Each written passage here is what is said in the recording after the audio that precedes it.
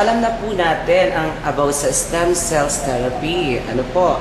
So ma'am, amin lang pong gustong magkaroon ng liwanag para sa ating mga gustong dumaan sa stem cells therapy. Alam naman po natin na si dating Pangulong Estrada ay nagdumaan sa ganitong therapy. So, ano po ba ang magiging epekto nito sa tao? May magandang dinudulot naman po ang stem cell therapy. Sa kanyang pangalan pa lang, therapy. So, nakakagaling siya. Ang taong nag-undergo ng stem cell therapy ay maaaring magkaroon ng improvement sa kanyang pamumuhay. Kasi kung siya'y may sakit, maaaring gumaling siya sa kanyang sakit. So, walang masama sa stem cell therapy. Ngayon, may dalawang uri kasi ng stem cell therapy. Yung gumagamit ng embryonic stem cell at yung gumagamit ng stem cell na nanggagaling mismo sa iyo o doon sa tao na magpapa-stem cell therapy din.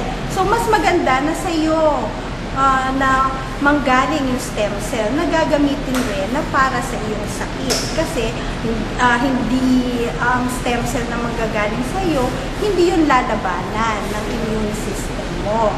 Ngayon, ating nabalitaan na sa ibang bansa, merong mga gumagamit ng stem cell na galing sa hayop, katulad ng sheep. So, kinukuha ang mga stem cells sa sheep at ito ngayon ang mga stem cell na ginagamit para sa tao. Mukha namang epektibo ang prosesong ito. So, ang gusto ko lang ipahayag sa mga tao ay sana maging aware lang tayo. Ano ba ang mga mabuti at o masamang maidudulot ng stem cell? Na pag tayo ay nag-undergo ng stem cell therapy, sana tayo ay aware kung ano ba talaga itong stem cell, ano ba yung buting idudulot yan sa ating katawan. Mahalaga po na magkonsulta tayo sa doktor na mag-a-administer sa atin o magbibigay ng stem cell. Ngayon po, itong tungkol sa paggamit ng stem cell na galing sa hayop, kulang pa po kasi yung pag-aaral o ebidensya kung ano yung magiging epekto niyan in the future. Maganda po yung immediate effect niya, pero yung long-term effect po, kulang pa po sa pag-aaral kung ano po yung magiging long-term effect nun.